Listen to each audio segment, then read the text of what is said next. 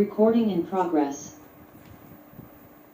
ప్రభునందు ప్రియ పరిశుద్ధ దేవుని కుమారులారా, మన ప్రభువును రక్షకుడైన యేసు క్రీస్తు వారి అతి పరిశుద్ధ నామంలో శుభములు వందనాలు తెలియజేస్తున్నాను. దేవునికి స్తోత్రములు. చాలా ప్రాముఖ్యమైనటువంటి జీవము గల దేవుని మాట్లాడుతున్నాం. ఈ రోజున లేఖన భాగాన్ని చదువుకొని మన వాక్యాన్ని మనము ప్రారంభించుకుందాం. అపోస్తులైనటువంటి పౌలు గారు కొరింథీయులకు రాసినటువంటి 2వ పత్రిక 11వ అధ్యాయము 4వ వచనాన్ని ఒకసారి చదువుకుందాం. అపోస్తలుడైన పౌలు గారు కొరింథీయులకు రాసినటువంటి 2వ పత్రిక 11వ అధ్యాయము 4వ వచనం. ఏలయనగా వచ్చినవాడెవడైనను మేము ప్రకటింపని మరి ఒక యేసుని ప్రకటించినను లేక మీరు పొందని మరి ఒక ఆత్మను మీరు పొందినను మీరు అంగీకరింపని మరి ఒక సువార్తను మీరు అంగీకరించినను మీరు వానిని గూర్చి సహించుట యుక్తమే. ప్రార్థన చేసుకొని వాక్యాన్ని మనము ప్రార్థన. సకల ఆశీర్వాదములకు కారణభూతుడైన మా ప్రియ పరలోకపు తండ్రి, నీ ఘనమైన, అత్యున్నతమైన, మహోన్నతమైన, అతిశ్రేష్టమైన బట్టి స్తుతులు స్తోత్రములైన తండ్రి, మరి ఈ సమయంలో ఈ యొక్క జీవముగా మాటలను ప్రకటించడానికి సిద్ధపడి ఉండగా తండ్రి, ఈ యొక్క శక్తిని, జ్ఞానము దయచేయండి ఆయన. అవును తండ్రి, మరి ఎందరైతే తండ్రి యొక్క జీవముగల మాటలు వినుచు ఉన్నారో తండ్రి, ఆ వినుచు ఉన్నటువంటి ప్రతి ఒక్కరిలో తండ్రి ఆ వాక్యమును ఫలింపు చేయండి, ఆ వాక్యమును గ్రహించగల శక్తిని దయచేయండి ఆయన.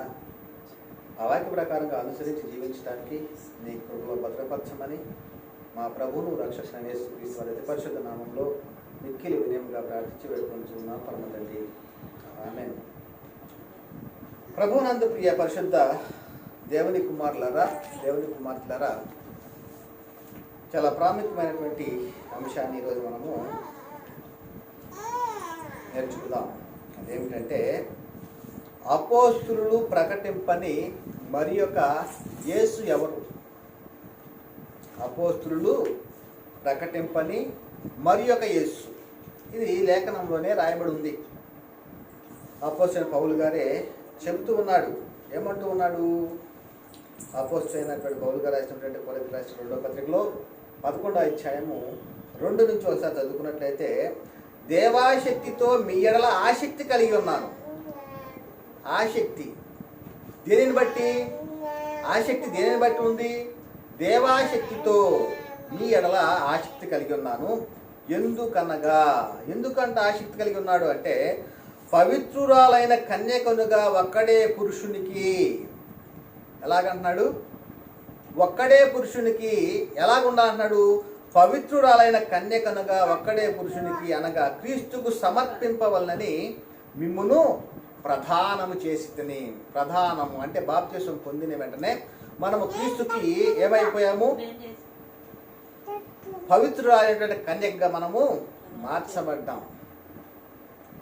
అప్పటి వరకు, మన అంతం వరకు, లేదా క్రీస్తు వారు 2వ రాకడ వరకు కూడా మనం ఎలాగ ఉండాలంటున్నాడంటే, పవిత్రురాలైన కన్యకనుగా ఉండాలి, కన్యకల వలె ఉండాలి, అంటే పవిత్రంగా ఉండాలి అనేటువంటిది దేవుని యొక్క మరి మాట. ఇది మిమ్మల్ని ప్రదానం చేసి అంటే ప్రదానం చేయబడిన తర్వాత మరి ఎలా ఉండాలి?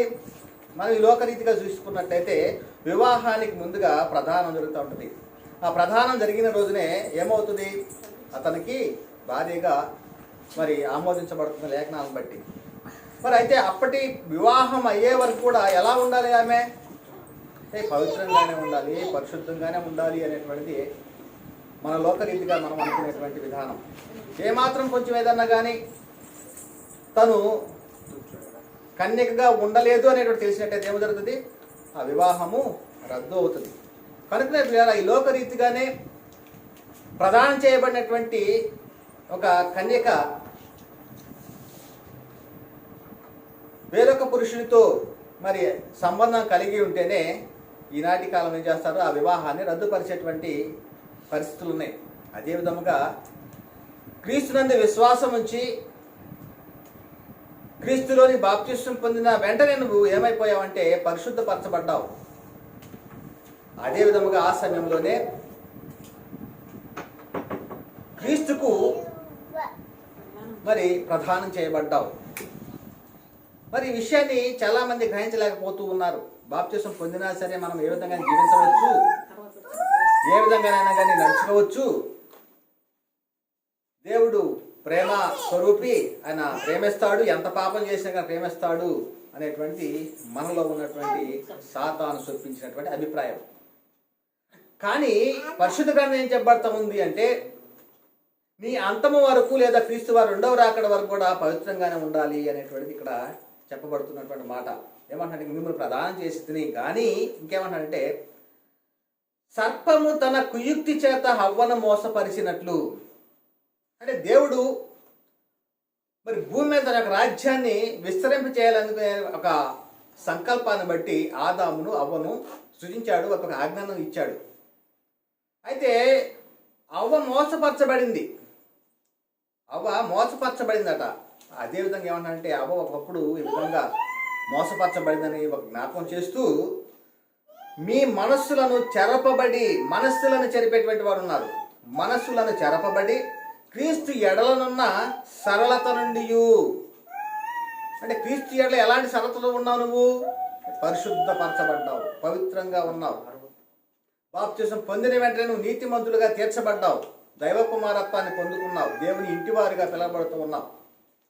మరి ఇంతటి మహామహిమను మనకు అనుగ్రహించి ఉండగా ఏమంటున్నాడు, మనస్సులను చెరపబడి క్రీస్తు ఎడలనున్న సరళత నుండి, పవిత్రత నుండి ఎట్లయినా నువ్వు తొలగిపోవునేమో అని భయపడుతూ ఉన్నాడట పౌలు గారు. భయపడుతూ ఉన్నాడు అంటే ఎలాగా, ఏ విధముగా అంటే ఏ విధముగానైతే నువ్వు పవిత్రంగా ఉన్నావు ఆ సరళత నుండి తప్పిపోతావేమోనని. అందుకని ఏమన్నానంటే ఏలయనగా అని చెప్తూ వచ్చినవాడు ఎవడైనను అని ఈ లోకంలోనికి ఎంతోమంది సువార్త ప్రకటించడానికి వస్తారు. మరి వాళ్ళు ప్రకటించేటువంటిది ఎలాంటిదో నువ్వు గమనించుకోవాలి. అదే చెప్తున్నాడు, వచ్చినవాడు ఎవడైనను మేము ప్రకటింపని మరి యొక్క యేసును ప్రకటించినను. ఇది చాలా ప్రాముఖ్యమైనటువంటి విషయం ప్రియులారా. మేము ప్రకటింపని మరి యొక్క యేసు, ఎవరా మరి యొక్క యేసు? ఆ మరి యొక్క యేసు ఎవరు? ఇది చాలా ప్రాముఖ్యమైన విషయం ప్రియులారా. ఎందుకంటే చాలా మందిని నేటి కాలంలో ప్రపంచం మొత్తం కూడా సాతాను వలలో చిక్కుకుపోయి ఉన్నారు. కొందరైనా కానీ అగ్ని లాగినట్టు లాగాలి అనేటువంటి ఉద్దేశంతో మరి అపోస్తుల ద్వారా ఇవ్వబడినటువంటి ఆజ్ఞను బట్టి ఈ యొక్క ప్రయత్నం ప్రియులారా. కనుకనే ఏమంటున్నాడు తిమోతి రాసిన 2వ పత్రికలో 3వ అధ్యాయము 16-17 వచనాల్లో దైవజనుడు సన్నద్ధుడై, ఎలా ఉండాలంట, దైవజనుడు సన్నద్ధుడై ప్రతి సత్కార్యమునకు పూర్ణముగా సిద్ధపడి, ఎలా ఉండాలి, పూర్ణముగా సిద్ధపడి దైవావేశము వల్ల కలిగిన ప్రతి ఒక్క లేఖనమును అంటున్నాడు. దైవావేశం అంటే పరిశుద్ధాత్మను పొందుకొని అపోస్తులు ప్రకటించినటువంటి లేఖనాలను ఎలాగంటున్నాడు, ఉపదేశించుటకును, ఖండించుటకును, తప్పు దిద్దుటకును, ఏమంటాడు ఇంకా నీతి యందు శిక్ష చేయుటకును ప్రయోజనకరమై ఉన్నది అంటున్నాడు.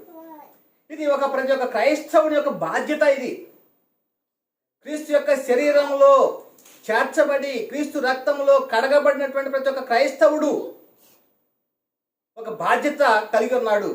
ఎలాగంటి బాధ్యత అంటే దైవావేశం కలిగినటువంటి ప్రతి ఒక్క లేఖనాన్ని ఉపదేశించుటకును, ఖండించుటకును, తప్పు దిద్దుటకును, నీతి యందు శిక్ష చేయుటకును ప్రయోజనకరమై ఉన్నది అనేటువంటిది లేఖనాల్లో చెప్పబడతా ఉంది పిల్లరా. అందుకని తిమోతి గారితో పౌలు గారు ఏం చెప్తున్నా అంటే నిన్ను గూర్చియు నీ బోధన గూర్చియు జాగ్రత్త కలిగి ఉండుము అంటున్నాడు.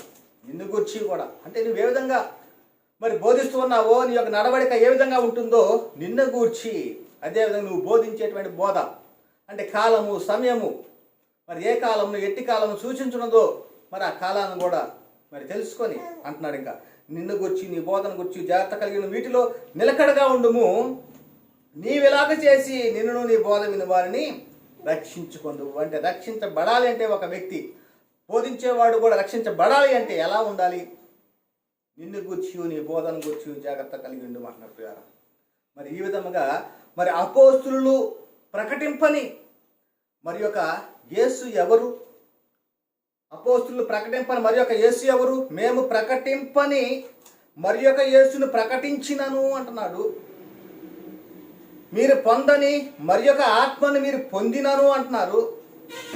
మీరు అంగీకరింపని మరి యొక్క సువార్త మీరు అంగీకరించినను మీరు వాణిని గూర్చి సహించుట యుక్తమే, సహించుట యుక్తం అంటున్నాడు. మరి ఎందుకని ఈ మాటలు పరిశుద్ధ గ్రంథంలో రాయబడి ఉన్నవి అంటే, అనేకమైనటువంటి మరి ఏమంటున్నాడు, నేను వెళ్ళిపోయిన తర్వాత క్రూరమైన తోడేళ్ళు వీళ్ళు ప్రవేశిస్తాయి, వాళ్ళు మందను కనికరింపరు. ఇంకా చాలా సందర్భాలు చెప్పబడతా ఉన్నాయి క్రూరమైన తోడేళ్ళు. మరి వారి గురించి అక్కడ రాయబడి ఉన్నది. వచ్చిన వాడు ఎవడైనా మేము ప్రకటింపను మరి యొక్క యేసుని ప్రకటించినాను అంటున్నాడు. మరి యొక్క యేసు ఎవరు? మరి యొక్క యేసుని ప్రకటించేటువంటి విధానం ఎలా ఉంటుంది? అపోస్తులు ప్రకటించిన యేసు ఎవరు? ఇది తెలుసుకుంటే కానీ అపోస్తులు ప్రకటింపని మరి యొక్క యేసు ఎవరో అర్థమవుతుంది పిల్లారా. మరి అపోస్తులు ప్రకటించినటువంటి యేసు ఎవరు అంటే, పరలోకము నుండి పంపబడినటువంటి యేసు మొదటిగా తెలుసుకోవాలి.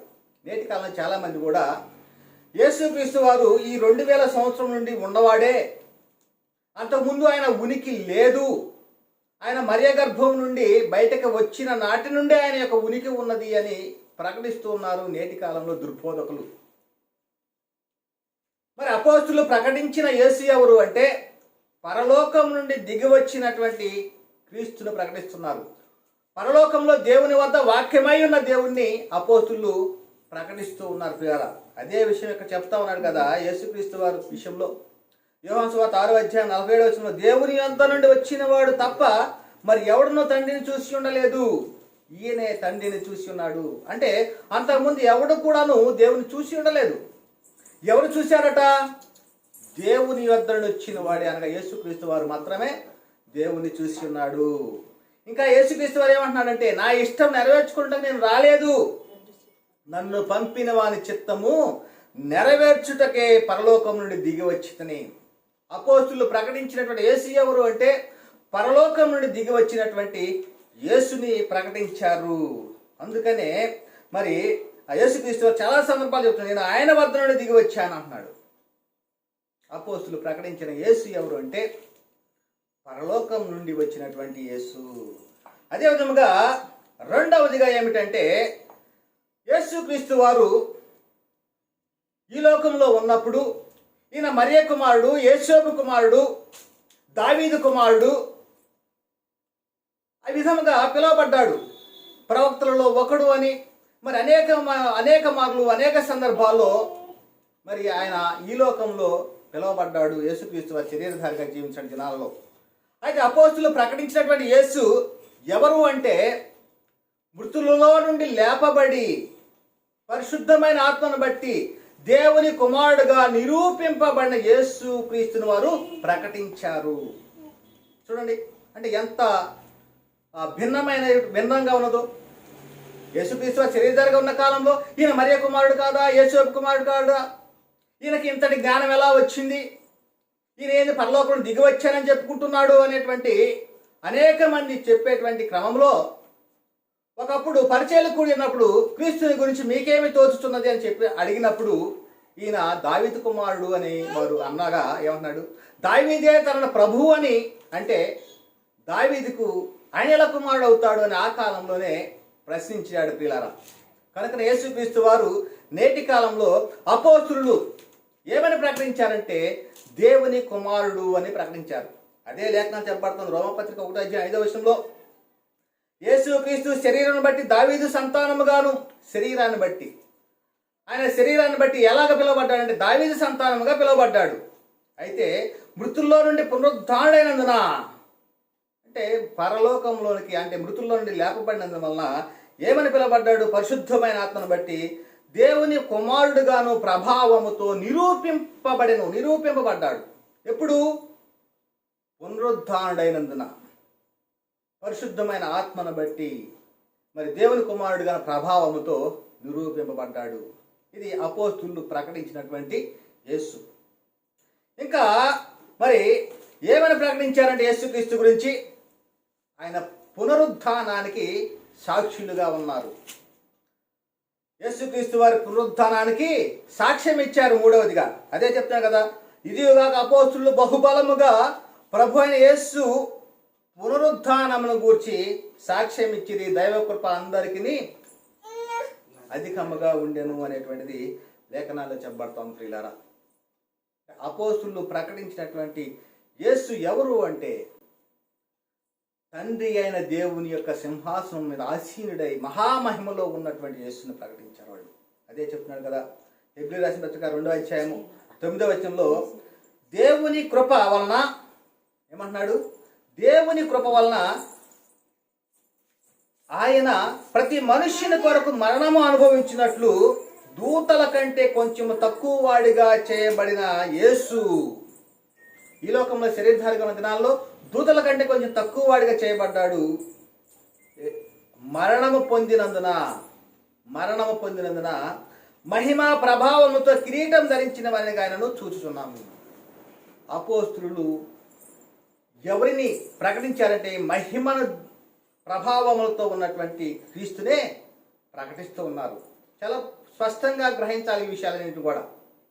ఇంకా మూలరాయి ఉన్నటువంటి క్రీస్తుని వారు ప్రకటించారు. క్రీస్తు చేసే ముఖ్యమైన మూలరాయనగా అపోస్తులు ప్రవక్త పునాది మీద మీరు కట్టబడి ఉన్నారు. ఈ విధముగా అపోస్తులు ప్రకటించినటువంటి యేసు ఎవరు అంటే, పరలోకం నుండి పంపబడిన యేసుని ప్రకటించారు. అంతేగాని వేదాలలో యేసు ఉన్నాడు, యెహోవాయే యేసుక్రీస్తులాగా వచ్చాడు అనేటువంటిది అపోస్తులు ఎక్కడ కూడా ప్రకటించలేదు. ఇంకొకటి, యేసుక్రీస్తు పరిశుద్ధమైన ఆత్మను బట్టి దేవుని కుమారుడుగా నిరూపించబడ్డాడు అని వారు ప్రకటించారు. కానీ ఈయన మరియ కుమారుడు, యేసోపు కుమారుడు, దావీదు కుమారుడు అని అపోస్తులు బోధనలో ఎక్కడ కూడాను వారు ప్రకటించలేదు. ఇంకా మూడవదిగా, పునరుద్ధారణ క్రీస్తుని ప్రకటించారు కానీ బాలుడైనటువంటి క్రీస్తుని ఏనాడు కూడాను ప్రకటించలేదు. పునరుద్ధారుడైన క్రీస్తుని ప్రకటించారు కానీ బాలుడైన క్రీస్తుని ప్రకటించలేదు. అదే విధముగా మహామహిమలో దేవుని కుడిపార్శ్వన ఉన్న క్రీస్తునే ప్రకటించారు కానీ పశువుల తొట్టిలో ఉన్నటువంటి క్రీస్తుని వారు ప్రకటించలేదు. మరి క్రీస్తు చేసే ముఖ్యమైన మూలరాయి అని చెప్పబడుతున్నటువంటి క్రీస్తునే ప్రకటించారు కానీ పేతురు అనే బండ మీద సంఘం కట్టబడింది అనేటువంటి విషయాన్ని ఎక్కడా కూడాను బోధించలేదు. పిల్లారా, మరి ఈ విధంగా అపోస్తులు ప్రకటించినటువంటి యేసు ఎవరు అంటే మనం స్పష్టంగానే తెలుసుకునే పిల్లరా. కనుకనే మనము కట్టబడినటువంటిది పునాది. దేని మీద మనం కట్టబడుతున్నాము? వేయబడిన తప్ప, ఏమంటున్నాడు? వేయబడిన తప్ప మరి ఒక పునాది ఎవడును వేయనేరడు. ఈ పునాది యేసుక్రీస్తే. పునాది యేసుక్రీస్తే. యేసుక్రీస్తు అనే పునాది మీద మనము మనం అనగా సంఘము. అదే చెప్తున్నారు, క్రీస్తు చేసే ముఖ్యమైన మూలరాయనగా అపోస్తులు ప్రవక్తలు వేసిన పునాది మీద మీరు కట్టబడి ఉన్నారు అనేటువంటి విషయాన్ని ఇక్కడ చెప్పబడతా ఉంది. కనుకనే అపోస్తులు ప్రకటించినటువంటి బోధలో మరి ఏమని చెప్పబడుతుంది? అపోస్తులు అంటే మా నోటి మాటల వలనను మా పత్రిక వలనను మీకు బోధింపని విధులను చేపట్టండి అంటున్నాడు అపోస్తులు. అపోస్తులు ప్రకటించినటువంటి బోధ, అపోస్తులు ప్రకటించినటువంటి యేసు గురించి మరి ఎక్కడ ఉన్నవి అంటే తెస్సలోనికీయులకు రాసినటువంటి 2వ పత్రికలో చెప్పబడతా ఉంది. 2వ అధ్యాయము 14-15 వచనాల్లో, మీరు ఇలాగున రక్షింపబడి మన ప్రభు అయిన యేసుక్రీస్తు యొక్క మహిమను పొందవలని. క్రీస్తు మహిమను పొందేవారు మనం. బాప్తిస్మం ఏం పొందుకుంటున్నాం? క్రీస్తు యొక్క మహిమను పొందుకుంటున్నాం, క్రీస్తుని ధరించుకుంటున్నాం, పరలోక పౌరస్థితిని కలిగి ఉంటున్నాం, దైవ కుమారత్వాన్ని పొందుకుంటున్నాం. అదేవిధంగా క్రీస్తు మహిమను పొందవలని ఆయన మా సువార్త వలన మిమ్మును పిలిచాను. మా సువార్త, అపోస్తులు ప్రకటించిన సువార్త ఏమిటి? అది చాలా మంది కూడా గ్రహించలేకపోతున్నారు. నేటి కాలంలో ఏం ప్రకటిస్తున్నారు? నేడు లోక రక్షకుడు ఉదయించెను పుట్టెను, నేడు మీ కొరకు రక్షకుడు పుట్టెను అనేటువంటి బోధ బోధిస్తున్నారు. కానీ సువార్త వలన మిమ్మల్ని పిలిచాను అంటే ఏ సువార్త వలన మిమ్మల్ని పిలవబడ్డారు?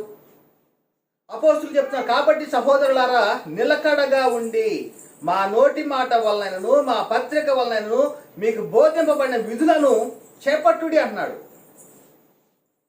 విధులని చెప్పాలి. అపోస్తులు ఏదైతే ప్రకటించారో వాటిని చేపట్టాలి, అనుసరించాలి అనేటువంటి చెప్పబడతా ఉంటున్నారు. కనుకనే అపోస్తులు ప్రకటించినటువంటిది సువార్త ఏమిటి అంటే కొరింథీయులకు రాసిన మొదటి పత్రిక చెప్పబడుతోంది 15:1-4 వరకు కూడా.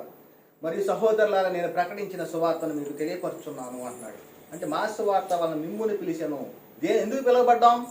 క్రీస్తు మహిమను ధరించుకోవటానికి, క్రీస్తు మహిమను పొందటానికి సువార్త వలన మనలను పిలువబడ్డారు, పిలిచాడు సువార్త వలన. కనుకనే మరి ఏమిటా సువార్త అంటే, మరి సహోదరులారా నేను మీకు ప్రకటించిన సువార్తను మీకు తెలియపరుచుతున్నాను. అప్పటికే ఒకసారి చెప్పాడు, సువార్త ద్వారాగా రక్షింపబడ్డారు. మరలా జ్ఞాపకం చేస్తున్నాడు, మీరు దానిని అంగీకరించి దాని అందే నిలిచి ఉన్నారు. ఆ సువార్త నిలిచి ఉండాలి ఇప్పటికైనా సరే, ఎప్పటికైనా సరే, మన అంతం వరకు కూడా. అంతేగాని మరి యొక్క సువార్త, మరి యొక్క ఆత్మను పొందుకునేటువంటి వారం కాదు మనం. ఏది ఆ సువార్త? ఇక్కడ చెప్పబడుతుంది, ఆ సువార్త ఏందే నిలిచి ఉన్నారు. నిజంగా నిలిచి ఉన్నారు ఆ సువార్త ఏందే? లేకపోతే నెలకొక సువార్తలోకి వెళ్ళిపోతూ ఉన్నారా? అంటే డిసెంబర్ మాసంలో ఒక సువార్త, మరి మార్చి ఏప్రిల్లో మరి ఒక సువార్త, మరి మన ఇష్టానుసారంగా లోకరీతిగా మరి ఆ యొక్క సువార్తలు మార్చుకుంటూ వస్తూ ఉన్నామా? ఒకసారి ఆలోచించండి. ఏ సువార్త ఏదో నిలిచి ఉంటే నిత్య జీవాన్ని పొందుకుంటారో ఆ సువార్తనే అపోస్తులు ప్రకటించారు. దాని గురించి చెప్తున్నారు, మీరు దానిని అంగీకరించితే దాని ఎందే నిలిచి ఉన్నారు అంటున్నాడు. మీ విశ్వాసము వ్యర్థమైతేనే గాని, అంటే ఏమైపోతున్నారు? విశ్వాసం డిసెంబర్ మాసం వచ్చేటప్పటికల్లా విశ్వాసం వ్యర్థమైపోతుంది. అప్పటి వరకు ఏమైనా ఏం చెప్తున్నారు? నేను శిలువ వేయబడి యేసునే ప్రకటిస్తున్నాము అంటున్నారు. మేము పునరుద్ధారణ క్రీస్తునే ప్రకటిస్తున్నామని చెప్పేసి అని చర్చిల్లో ఫ్లెక్సీలు పెట్టుకుంటూ ఉన్నారు. కానీ డిసెంబర్ మాసం వచ్చేటప్పుడు ఏం చేస్తున్నారంటే, ఈయన మరియ కుమారుడు యేసు ఈ లోకంలో పుట్టాడు, నేడు లోక రక్షకుడు పుట్టాను అనేటువంటిది ఫ్లెక్సీలు పెట్టేసి ఏం చేస్తున్నారు?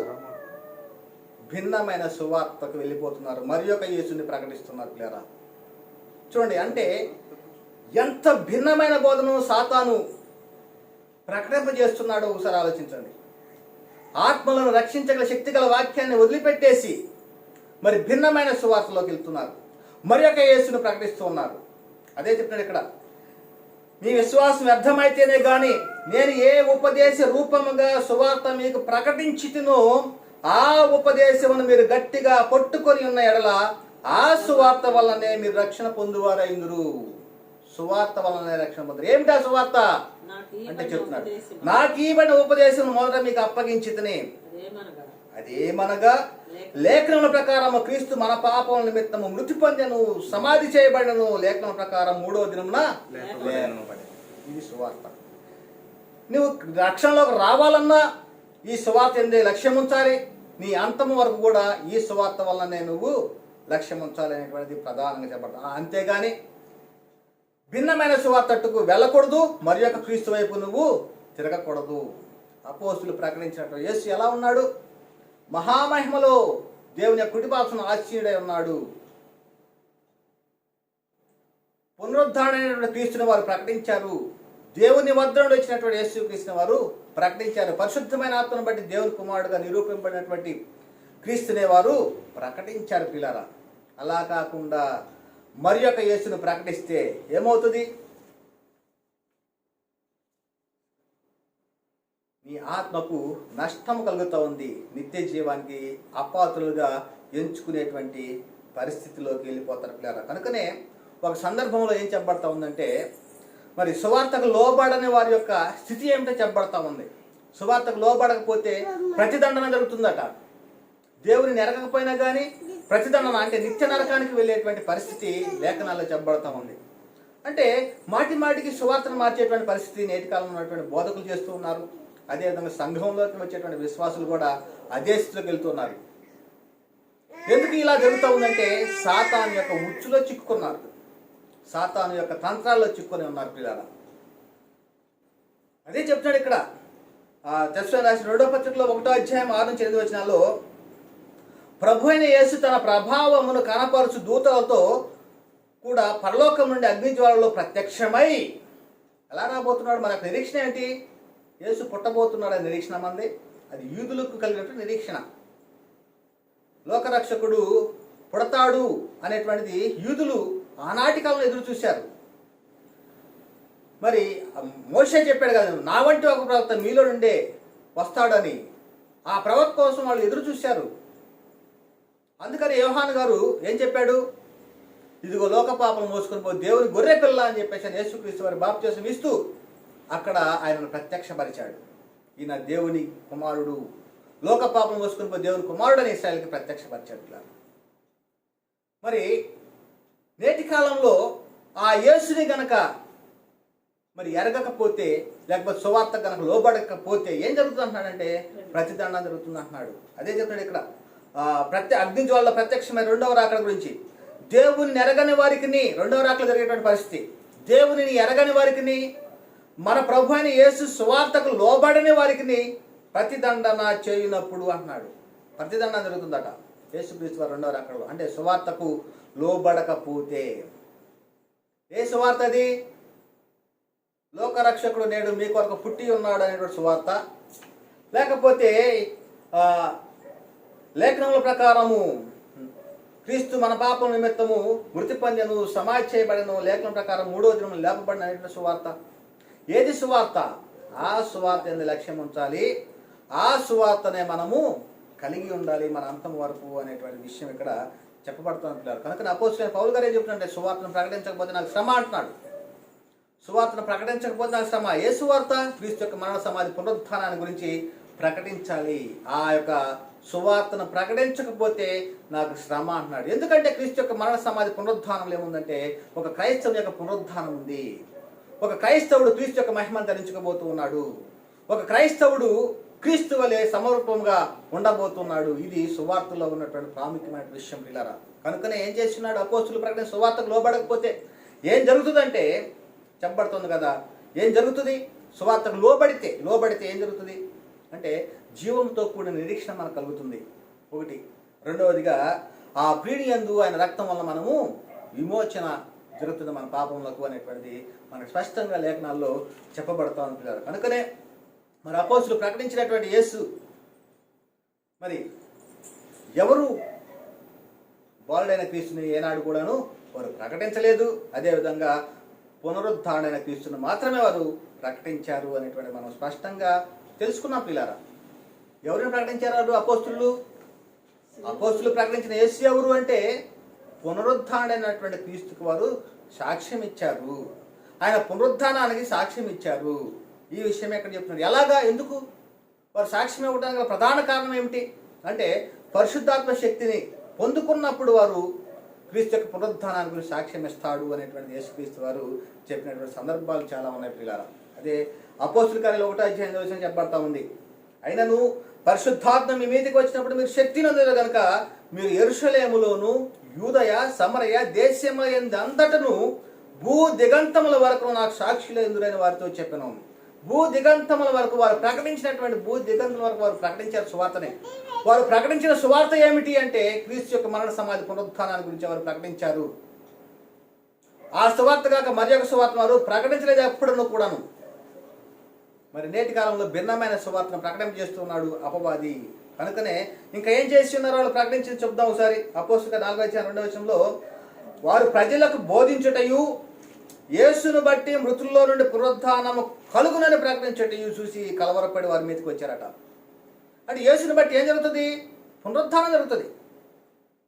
యేసుని బట్టి మనకి పునరుద్ధానం ఉంటుంది. క్రీస్తు వలె మనము కూడా ఆయన శరీరానికి సమరూపం గలవానిగా మనము మార్చబడతాం. ఈ దీన శరీరము క్రీస్తుకి యొక్క సమరూపమైనటువంటి శరీరానికి మార్చబడతాం అనేటువంటి లేఖనాల్లో చెప్పబడతా ఉంటుంది. కనుకనే అపోస్తులు ఆనాటి కాలంలో చాలా బహుధైర్యంగా బోధించారట.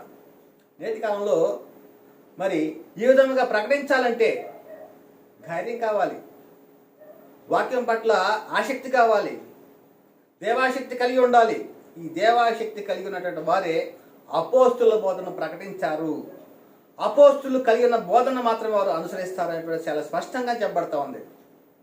నేటి కాలంలో మరి ఎక్కడికైనా కానీ మరి ఈ బోధన ప్రకటించడానికి ఎవరికైనా ధైర్యం ఉంటుందా అంటే ధైర్యం లేని పరిస్థితి. అపోస్తులు ప్రకటింపడం మరి ఒక యేసు ఎవరు అంటే బాలుడైన క్రీస్తు అని ఎవరు చెప్పగలుగుతారు? ఆయన మరియ కుమారుడు, దావీదు కుమారుడు అని చెప్పేసి ఎవరు చెప్పగలుగుతారు? ఒకసారి ఆలోచన ప్రియారా. కనుకనే మరి ఆనాటి కాలంలో వారు బోధించారు. బోధిస్తూ ఉంటే వారి మీదకి మరి కలవరపడి వాళ్ళ మీదకి వచ్చారట. ఎందుకంటే పునరుత్థానం కలుగుతున్న క్రీస్తుని బట్టి అని ప్రకటించారు. మరి నేటి కాలంలో మరి క్రీస్తుని బట్టి పునరుత్థానం కలుగుతుంది, మనకు కూడా పునరుత్థానం ఉంది అనేటువంటి మనకు లేఖనాలను బట్టి స్పష్టంగా అర్థమవుతూ కదా. కనుకనే అపోస్తలుల గారి 5వ అధ్యాయము 29 నుంచి 37 వచనాల్లో, అందుకు పేతురును అపోస్తలులను మనుషులకు కాదు దేవునికే మేము లోబడవలను కదా. నేటి కాలంలో మరి ఎవరికి లోబడుతూ ఉన్నారు అంటే మనుషులకు లోబడే వాక్యాన్ని బోధిస్తూ ఉన్నారు. వారిని బట్టి వారికి కావలసిన రీతిలో వాక్యాన్ని అన్వయిస్తూ బోధిస్తూ ఉన్నారు పిల్లరా. కానీ అపోస్తులు మాత్రము మేము మనుషులు కాదు దేవునికే లోబడాలని చెప్తూ మీరు అంటున్నాడు. మీరు అనగా ఎదుట ఉన్నటువంటి వాళ్ళు ఉన్నటువంటి యూదుల గురించి చెప్తున్నాడు. మీరు రానున వేలాడ వేసి సంహరించిన యేసును, ఎవరట? మన పితరుల దేవుడు లేపెను. మన పితరుల దేవుడు లేపెను అంటే ఇశ్రాయేలు యొక్క పితరుల దేవుడు ఎవరు? యెహోవా. ఆయన యేసును లేపాడట. అదే లేఖనం చెప్పబడుతూ ఉంది. ఇశ్రాయేలులకు మారు మనసును పాప క్షమాపణ దయచేయుటకై దేవుడు ఆయనను, దేవుడు అనగా యెహోవా యేసు క్రీస్తును అధిపతిని గాను. అధిపతి అంటే ఏమిటి? అధిపతి అంటే ఏంటి అంటే పాలించేటువంటి వాడు, రాజు, భర్త, ఇవన్నీ కూడా అధిపతి కింద వస్తాయి. అధిపతిని గాను రక్షకుని గాను తన దక్షిణహస్త బలం చేత హెచ్చించి ఉన్నాడు క్రీస్తు వారిని. కనుకనే మీరు సిలువ వేసిన యేసుని ప్రభువుగాను నియమించాడు అంటున్నాడు. ఇంకా మీరు జీవాధిపతిని చంపిద్దరు కానీ దేవుడు ఆయన మృతుల్లో నుండి లేపినందుకు మేము సాక్షులం అని చెప్తున్నారు. అంతేగాని ఆయన యొక్క పుట్టుకొక మేము సాక్ష్యం చెప్పలేదు, ఆయన పశువుల తొట్టిలో పుట్టాడని చెప్పడానికి మేము సాక్ష్యంగా ఉండలేదు అనేటువంటిది అపోస్తుల యొక్క బోధ. మరి యొక్క యేసుని ప్రకటించిన యేసు ఎవరు అంటే పునరుద్ధానుడై మహామహిమలో ఉన్నటువంటి క్రీస్తుని వారు ప్రకటించారు. కనుకనే దేవుడు సజీవులకును మృతులకును న్యాయాధిపతిగా నియమించిన వాడు యేసు క్రీస్తు వారిని ప్రకటించారు. న్యాయాధిపతిగా ఉన్నటువంటి వాడు ప్రకటించారు, జీవాధిపతిని ప్రకటించారు వాడు. మరి నేటి కాలంలో మరి ఎవరిని బోధిస్తూ ఉన్నారు, ఎవరిని అనుసరిస్తూ ఉన్నారు? ఒకసారి ఆలోచించుకోవాల్సిన అవసరం ఎంతైనా ఉంది. కనుకనే మరి యేసుక్రీస్తు వారు నేటి కాలంలో మరి ఎక్కడ ఉన్నాడు అంటే చాలామంది కూడా వీధుల్లో చూస్తూ ఉన్నాం. ఎలాగంటే ఒక పశువుల పాక వేసి ఆ పశువుల పాకలో ఒక నక్షత్రాన్ని పెట్టి అక్కడ బొమ్మలు పెట్టి కాపర్లను పెట్టి గొర్రెలను పెట్టి ఒక బాలుడిని తొట్టిలో పెట్టి మరి పెట్టినట్లుగా అనేక ప్రాంతాల్లో అనేక చోట్ల వీధులలో చూస్తూ ఉన్నాం. మరి చాలామంది ఒక నిరీక్షణ అలాంటిదా? యేసుక్రీస్తు వారిని ఆ విధంగా చూడాలని కోరుకుంటున్నారా? ఆయన యూదులకు ప్రత్యక్షపరచబడ్డాడు. యూదులకు రాజుగా పుట్టినవాడు ఎక్కడ అని చెప్పేసి అని జ్ఞానులు వచ్చి వెతికారు. ఆ కాలం అయిపోయింది, గతించిపోయింది. ఆ కాలంలో అది సువార్త. మరి నేటి కాలంలో మనకి సువార్త ఏంటి? యేసుక్రీస్తు మన పాపల నిమిత్తం చనిపోయాడు, సమాధి చేయబడ్డాడు, తిరిగి 3వ దినంలో లేఖనాల ప్రకారం లేపబడ్డాడు. ఇది సువార్త. ఈ సువార్త మీద లక్ష్యం ఉంచాలి, ఈ సువార్తని మనం అనుసరించాలి. ఇది లేఖనాల్లో అపోస్తుల బోధలో చెప్పబడుతున్నటువంటి మాటలు, జీవము గల మాటలు. కనుక యేసుక్రీస్తు వారు ఎక్కడ ఉన్నాడు ఇప్పుడు అంటే దేవుని యొక్క కుడి పార్శ్వన కూర్చోబెట్టుకున్నాడు. దేవుడు తన కుడి పార్శ్వన కూర్చోబెట్టుకున్నాడట. అదే చెప్తున్నాడు ఎఫెసీ పత్రిక 1వ అధ్యాయంలో 20 నుంచి 27 వచనాల్లో, ఆయన ఆ బలాతిశయము చేత క్రీస్తును మృతుల్లో నుండి లేపి, అంటే దేవుడు ఎలాగంట ఆయన బలాతిశయం చేత, దేవుని యొక్క బలాతిశయం చేత క్రీస్తును మృతులలో నుండి లేపి సమస్తమైన ఆధిపత్యము కంటేను, అధికారము కంటేను, శక్తి కంటేను, ప్రభుత్వము కంటేను ఈ యుగమునందు మాత్రమే కాక, ఈ యుగమునందు కాదట, రాబోవు యుగమునందును పేరు పొందిన ప్రతి నామము కంటేను ఎంతో హెచ్చుగా పరలోకమునందు ఆయనను తన కుడి పార్శ్వమున కూర్చుండబెట్టుకొని ఉన్నాడు. ఎక్కడ కూర్చున్నాడు యేసుక్రీస్తు వారు ఇప్పుడు? మరి చాలా మంది చూడటల్లా. ఎందుకంటే వారికి చూపిస్తుంది ఎవరినంటే పశువుల పాకలో లేక పశువుల తొట్టిలో ఉన్నటువంటి యేసుని చూపిస్తున్నారు. మరి ముగ్గురు జ్ఞానం చూపిస్తూ ఉన్నారు. అంతేగాని పరలోకంలో దేవుడు తన యొక్క సింహాసనం మీద కూర్చుండబెట్టుకున్న యేసుని ప్రకటించటం లేదు. వారిని ఆ విధంగానే భ్రష్టత్వానికి అప్పగిస్తున్నటువంటి పరిస్థితి. కనుకనే ఆయన చెబుతున్నాడు, ఇంకా ఆయనకి ఎలాంటి అధికారం కలిగి ఉన్నాడు అంటే పరలోకమందు ఉన్న వారిలో కానీ భూమి మీద ఉన్న వారిలోనే కానీ భూమి క్రింద ఉన్న వారిలో కానీ ప్రతి వాని మోకాలను యేసు నామమున వంగునట్లును ప్రతి వాని నాలుకయు తండ్రి అయిన దేవుని మహిమార్థమై యేసుక్రీస్తు ప్రభు అని ఒప్పుకున్నట్లును దేవుడు ఆయనను అధికముగా హెచ్చించి ప్రతి నామమునకు పైనామమును ఆయనకు అనుగ్రహించి ఉన్నాడు. ఇంతటి మహిమలో ఉన్నటువంటి యేసుక్రీస్తుని ఎక్కడో పశువుల పాకలు చూస్తూ ఉన్నారా? ఒకసారి ఆలోచించండి. అంటే సాతాను మిమ్మల్ని ఏ విధంగా మోసపరచబడుతున్నాడు, ఏ విధంగా మోసం చేస్తున్నాడు మిమ్మల్ని. దేవాశక్తితో చెప్పబడుతున్న మాటలే కానీ మరి ఏ ఒక్కరిని ఉద్దేశించి చెప్పేటువంటి మాటలు కాదు పిల్లారా.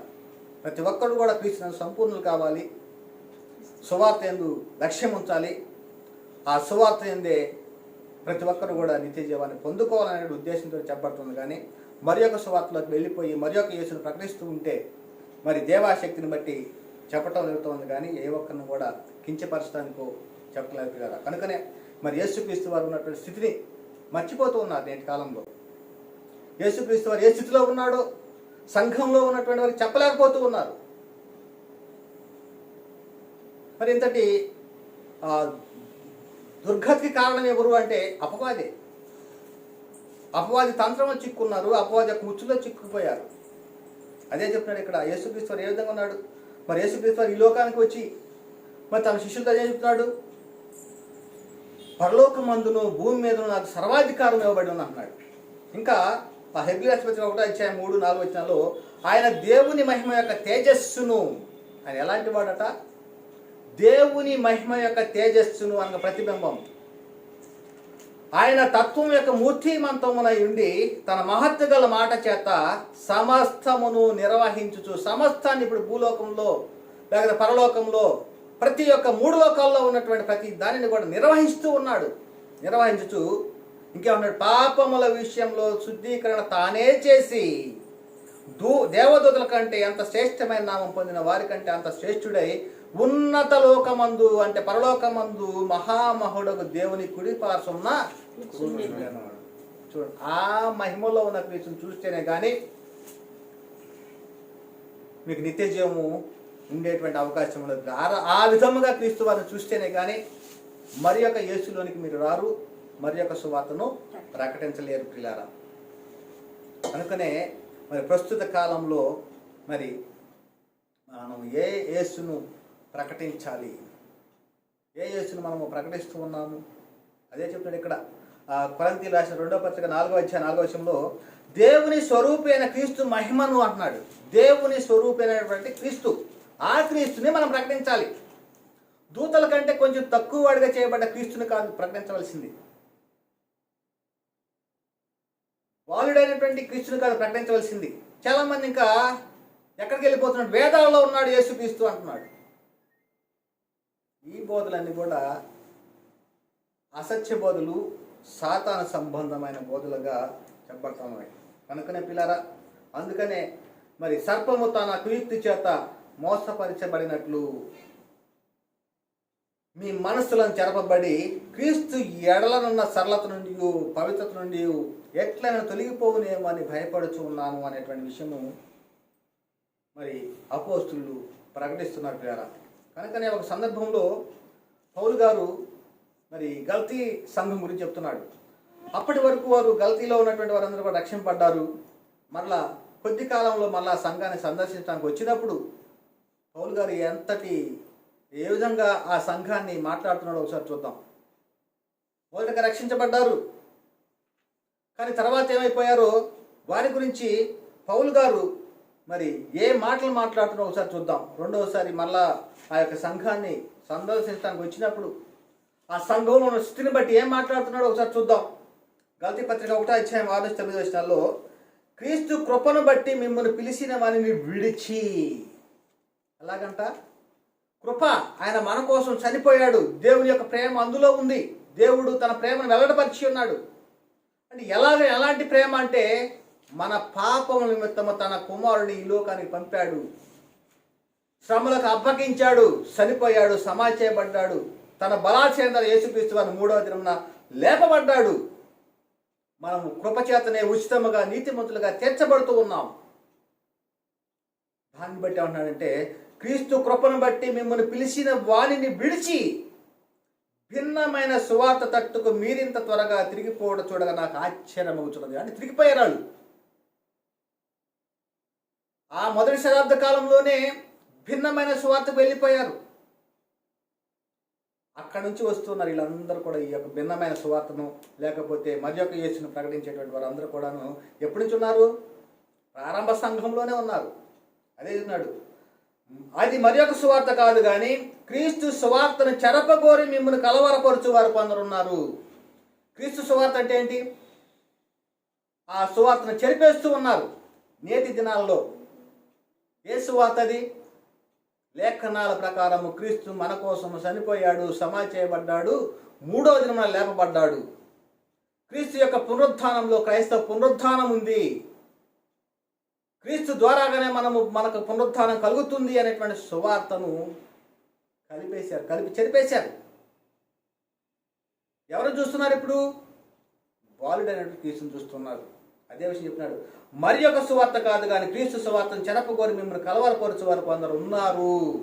మేము మీకు ప్రకటించిన సువార్త గాక మరి యొక్క సువార్త మేమైనను పరలోకం నుండి వచ్చిన ఒక దూత అయినను మీకు ప్రకటించిన ఎడల అతడు శాపగ్రస్తుడవును గాక. అపోస్తులు ప్రకటించిన సువార్తని గనక ప్రకటించకపోతే ఏమవుతారంట? శాపగ్రస్తులు అవుతారు. ఇంకేమన్నాడు? మేము ఇదివరకే చెప్పిన ప్రకారం ఇప్పుడు మరలా చెప్పుచున్నాము, మీరు అంగీకరించిన సువార్త గాక మరి ఒకటి ఎవడైనా మీకు ప్రకటించిన ఎడల వాడు శాపగ్రస్తుడవును గాక అన్నాడు. ఇంతటి కఠినమైన మాటలు ఉన్నాయి కనుకనే క్రీస్తు ప్రేమను బట్టి మీరు మరి యొక్క సువార్తను ప్రకటిస్తూ ఉన్నారు, మరి యొక్క యేసును ప్రకటిస్తూ ఉన్నారని చెప్పేసి మరి ప్రేమతో చెప్పబడుతున్నాం పిల్లారా. కఠినమైనటువంటి మాటలు ఉన్నాయి. శాపగ్రస్తులు అవుతారట. ఆ శాపంలో రాకుండా ఉండాలనేటువంటిది మా యొక్క కోరిక, అభిలాష. కనుకనే ఒకసారి ఆలోచించండి, ఏ బోధన మీరు ప్రకటిస్తున్నారు, ఏ యేసుని మీరు ప్రకటిస్తూ ఉన్నారు. మరి అపోస్తులు ప్రకటించినటువంటి యేసు ఎవరో స్పష్టంగా తెలుసుకోండి. చెప్పబడుతున్న మాటలు ప్రతి ఒక్కరు కూడా మరి వినాలి, గ్రహించాలి. ఆ గ్రహించిన దాన్ని ప్రతి ఒక్కరు కూడా అనుసరించాలి. అలా అనుసరించకపోతే ఏమవుతారంటున్నారంటే మీరే నిత్య జీవానికి అపాత్రులుగా ఎంచుకుంటారు అనేటువంటి లేఖనం చెప్పబడతా ఉంది. అపోస్తుల కార్యాలు 13:40 చెప్పబడతా ఉంది. పౌలును బర్నబాయు ధైర్యంగా ఇట్లంది, దేవుని వాక్యం మొదట మీకు చెప్పుట ఆవశ్యకమే, అయినను మీరు దానిని త్రోసివేసి మిమ్మల్ని మీరే నిత్య జీవానికి అపాత్రులుగా ఎంచుకొనుచున్నారు. నిత్య జీవానికి అపాత్రులు ఎంచుకుంటున్నారు. సువార్తను ప్రకటిస్తున్నారు. యేసుక్రీస్తు వారు ఈ లోకానికి వచ్చాడు, తండ్రి అయిన దేవుడు పంపాడు, తండ్రి యొక్క చిత్తాన్ని నెరవేర్చడానికి ఈ లోకానికి వచ్చాడు. అదేవిధంగా యేసుక్రీస్తు వారు కూడా చెబుతూ ఉన్నాడు, మరి ఏదైతే నువ్వు నాకు పని అప్పగించావో సంపూర్ణంగా నెరవేర్చింది మహిమపరిచానని యేసుక్రీస్తు వారు చెప్తున్నాడు. ఆ క్రమంలో మరి దేవుడిచ్చిన పని సంపూర్ణంగా నెరవేర్చాడు. అనగా శిలువ మరణ సమాధి చేయబడ్డాడు, తండ్రి యొక్క బలాశయం చేత 3వ దినాన లేపబడ్డాడు. ఆ లేపబడినటువంటి క్రీస్తుని అపోస్తులు ప్రకటిస్తున్నారు. ప్రారంభంలో అనేక మంది ఆత్మ రక్షించడానికి ఆ సువార్తను కనుక మీరు నమ్మితే నిత్య జీవానికి పాత్రులుగా ఎంచబడతారు. ఒకవేళ ఆ సువార్తను కనుక మీరు నమ్మకపోతే మీకు మీరే నిత్య జీవానికి అపాత్రులుగా ఎంచుకొనుచున్నారు అనేటువంటిది ఆ మొదటి శతాబ్ద కాలంలోని అపోస్తులు ప్రకటించారు. కనుకనే అపోస్తుల కార్యాలు 18వ అధ్యాయము 5-6 వచనాల్లో చాలా చక్కని మాటలు చెప్పబడతా ఉన్నాయి. శీలయు, తిమోతియు మాసిదోనియా నుండి వచ్చినప్పుడు పౌలు వాక్యము బోధించుట యందు ఆతృత గలవాడై యేసే క్రీస్తని యూదులకు దృఢముగా సాక్ష్యం ఇచ్చుచుండెను అంటూ వారు ఎదురాడి దూషించినప్పుడు అతడు తన వస్త్రము దులుపుకొని, మీ నాశనం నాకు మీరే ఉత్తరవాదులు, నేను నిర్దోషిని, ఇక మీదట అన్యజనుల వద్దకు పోదునని చెప్పేసి అని ఆ కాలంలో చెప్తున్నాడు. ప్రియులారా, అంటే యేసుక్రీస్తు ఎవరో చెప్తున్నాడు. ఆయన పరలోకంలో ఉన్నటువంటి దేవుని యొక్క కుటుంబాలను ఆశీనుడయ్యి ఆయన ఉన్నాడు. ఆ యేసుని మేము ప్రకటిస్తూ ఉన్నామని ప్రకటిస్తే వారు ఎదురాడి దూషించారట.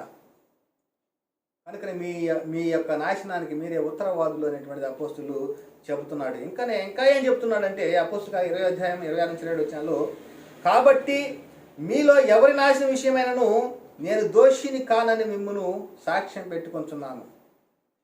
అంటే సమస్తాన్ని కూడా బోధించాడు. క్రీస్తుని గురించి, దేవుని రాజ్యము గురించి, క్రీస్తు యొక్క నామము గురించి, మరి ఆత్మలను రక్షించగల శక్తి గల వాక్యం గురించి సమస్తాన్ని కూడా నాటి కాలంలో అపోస్తులు ప్రకటించారు. కాబట్టి దేవుని సంకల్పం అంతయు మీకు తెలపకుండా నేనేమీ దాచుకొనలేదు అన్నాడు. కనుక ఏమవుతున్నారట? కాబట్టి మీలో ఎవరి నాశనం విషయమైనను నేను దోషిని కానని నేడు మిమ్మును సాక్ష్యం పెట్టుకుంటున్నాను అనేటువంటి మాటలు చెప్పబడతాను కదా. మరి ఈ విధముగా మరి నేటి కాలంలో మనం ఏ స్థితిలో ఉన్నాం, మరి ఎలాగున్నాము, మరి ఏ యేసుని మనం చూస్తూ ఉన్నాము? పశువుల తొట్టిలో ఉన్నటువంటి క్రీస్తు వైపు చూస్తూ ఉన్నామా? తండ్రి అయిన దేవుని కుడిపార్శ్వమున ఆశీనుడై మహామహిమలో ఉన్నటువంటి క్రీస్తుని మనం చూస్తూ ఉన్నామా? మరి భిన్నమైనటువంటి సువార్త, అపోస్తులు ప్రకటించిన సువార్త కాకుండా మరి భిన్నమైన సువార్తలోకి వచ్చేసి ఉన్నామా? ఏ స్థితిలో ఉన్నామో ఒకసారి ఎవరికి వారుగా పరిశీలించుకోవాల్సిన అవసరము ఎంతైనా ఉంది పిల్లరా. కనుకనే సిలువను కూర్చిన వార్త నశించున్న వారికి వెరితనము కానీ రక్షించబడుతున్న వారికి దేవుని యొక్క శక్తి అని చెప్పబడతా ఉంది. నమ్ము ప్రతి వానికి కూడా మొదట యూదునికి గ్రీసు దేశస్తునికి కూడా రక్షణ కలగజేయటకు అది దేవుని శక్తి అయి ఉన్నది అనేటువంటిది చెప్పబడుతుంది కదా. కనుకనే ఇప్పటి వరకు కూడా ఎవరైనా కానీ మరి యొక్క యేసుని ప్రకటిస్తూ ఉన్నా, మరి యొక్క సువార్తకు లోబడి ఉన్నా, మరి ఇదే మిక్కిలి అనుకూలమైన సమయం కనుక మరి ఆ బోధల నుండి తప్పింపబడి సత్య సంబంధమైనటువంటి సువార్తని మరి అనుసరించాలని, అంగీకరించాలని ప్రేమపూర్వకంగా మరి దేవాశక్తితో చెప్పబడుతున్న మాటలు ప్రతి ఒక్కరు కూడా గ్రహించగల, నమ్ముతూ విశ్వసిస్తూ ఉన్నాను. కనుకనే మనం పొందుకున్న ఔన్నత్యము మరి ఎవరి ద్వారాగా పొందుకున్నామంటే, ఎలా పొందుకున్నామంటే క్రీస్తు ద్వారాగా మనం పొందుకున్నాం. క్రీస్తుని అనుసరించడం ద్వారాగా మనం పొందుకున్నాం. మన యొక్క పౌరస్థితి ఎక్కడ ఉంది అంటే పరలోకంలో ఉంది మన యొక్క పౌరస్థితి. మరి ప్రస్తుత కాలంలో క్రైస్తవులు ఎక్కడికి వెళ్ళడానికి సిద్ధంగా ఉంటున్నారు? మరి దేనికోసం మరి ప్రయాసపడు నిరీక్షణ కలిగి ఉన్నారు అంటే క్రీస్తు వారి యొక్క రెండవ రాకడ కొరకు నిరీక్షణ కలిగి ఉన్నారు. క్రీస్తు వారి యొక్క రెండవ రాకడలో మరి మనం పొందుకునేటువంటి మహిమ కొరకు ఎదురు చూస్తూ ఉన్నాం. కనుకనే మనము ఈ లోకంలో ఉంటూ ఇంకొక లోక పౌరస్థితిని కలిగిన వారు, ఈ లోకంలో ఉంటూ మరొక లోకంగా పరలోకం యొక్క పౌరస్థితిని కలిగినటువంటి వారం అనేటువంటిది మనం స్పష్టంగా తెలుసుకోవాలి అనేటువంటి విషయాన్ని ఇక్కడ స్పష్టంగా చెప్పబడతా ఉంటారు. కనుకనే మరి ప్రస్తుత కాలంలో దేవుని పిల్లలమైన మనలను దేవుని పిల్లలను కాకుండా చేయాలి అనేటువంటిదే ఒక సాతాను తంత్రం. దేవుని పిల్లలను దేవుని మీదకి తిరగబడే విధంగా చేసేటువంటిదే సాతాను యొక్క తంత్రంగా మరి లేఖనాల్లో అనేక సందర్భాల్లో చెప్పబడుతూ ఉంటారు. కనుకనే ఇప్పుడున్న పరిస్థితుల్లో పరలోకం వెళ్ళడానికి సిద్ధంగా ఉన్నటువంటి క్రీస్తు సంఘమును కూడా మోసం చేయడానికి సిద్ధపడుతున్నాడు సాతాను. ఆ చిక్కుల్లో నుండి తప్పించుకోవాలి అనే ఈ యొక్క అపోస్తులు ప్రకటింపన మరి యొక్క యేసు ఎవరో అనేటువంటి అంశం ద్వారాగా మీ ముందుకు తెలియజేయడం జరిగింది. కనుక మరి చెప్పబడినట్టు ఈ మాటలు వింటున్న ప్రతి ఒక్కరిలో కూడా దేవుడు నీరుగట్టి ఫలింప చేయగాక. చెప్పబడిన వాక్యము దేవుడు దీవించి ఆశీర్వదించుగాక. సహోదరులందరికీ వందనాలు, దేవునికి స్తోత్రములు.